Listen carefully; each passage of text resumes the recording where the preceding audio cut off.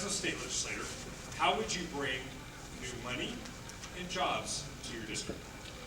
I would do that by looking at more production. And again, I'm well qualified to do that. I've spent 2 years examining industries that could come into California. And I'm on the governor's, he has a new economic development committee. I'm on the committee. So he's trying to do something. And what I would do is give people the look at San Diego County that they haven't seen before. We have all kinds of office buildings here available at 40 cents per square foot. The city of San Diego will waive all fees. And we have the technology here. We have the UCSD. It's generated 250 companies. We need to do a better job of bringing the best minds into this county and generating real jobs that will allow people to have a car, have an apartment, and I've just generated 600 jobs. My corporate cleaning company got the contract to clean up in the Gulf in Louisiana. 600 jobs I have for the next 6 weeks. Thank you. Go ahead and pass it to Mr. Jones. Well, you know, many of the solutions have been talked about tonight. We need to reduce the regulatory burden on our businesses so that the ones that are still here can stay and the ones that have left can come back. We need to reduce the environmental burden on businesses and development so that we can get the economy moving again in California. And, you know, I'm the only candidate up here tonight that can say here, I've done exactly what this question is asking. I have brought new money and new development to the district. When I got elected 8 years ago, there was no Vestar Corporation in San Diego County that built the Trolley Square Shopping Center that many of you shop in. There was no Ryan Companies from Minnesota here in San Diego County that has built the Hartford Insurance Building and has built Riverview Office Complex and is building the rest of the whole Riverview complex in Santee. So all of those businesses are new to California since I was elected in 2002, and those are the exact same types of promotion that I will do for the district after I'm elected to the state legislature. Thank you. Ms. Rubin.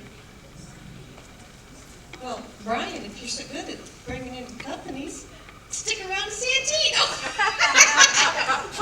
Brian and I travel an awful lot, so he knows it. We're close. No. Brian, you've done a great job. You really have. And what we have to do in California is we have to encourage companies to expand here. What we have to do is we have to waive the sales tax on manufacturing equipment and on telecommunication equipment. If a company is willing to invest in their infrastructure, we have to give them the ability to do so without imposing sales tax. We have to also cut capital gains tax. We also have to stop the regulation in which when a company increases a certain amount, a number of employees, we suddenly put them in a higher bracket so that we charge them more fees, we charge them more taxes. Again, we need just enough government to keep us safe and get out of our way. Mr. Wells. The answer is really complicated, but it's really simple at the same time. We've got to cut regulation. This is not a local economy, this is a global economy. California competes on take care of our environment, absolutely, but we can't bow down to environmental extremism to the point where we destroy all business in California. That's what's happening. No amount of education, no amount of good ideas is going to make it any better. We have got to reduce the burden and the fees and the taxes on California businesses. Mr. Clay.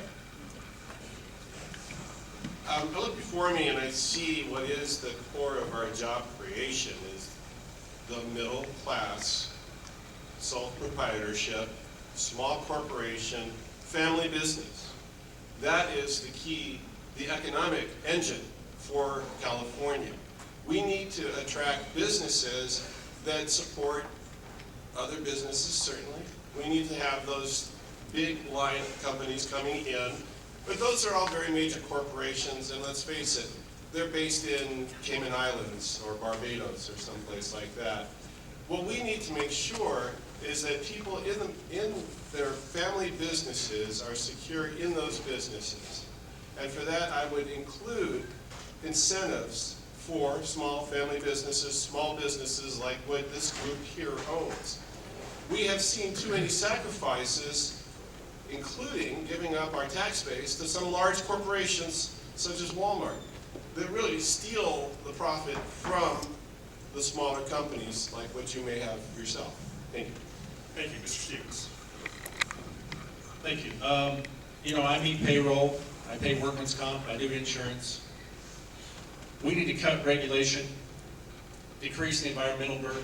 We need to cut agencies, or privatize agencies. The state I came from, when I moved here 10 years ago, the DMV, for example, was privatized. You can pass the DMV business down to your siblings, and sometimes you'll see 3 generations working together.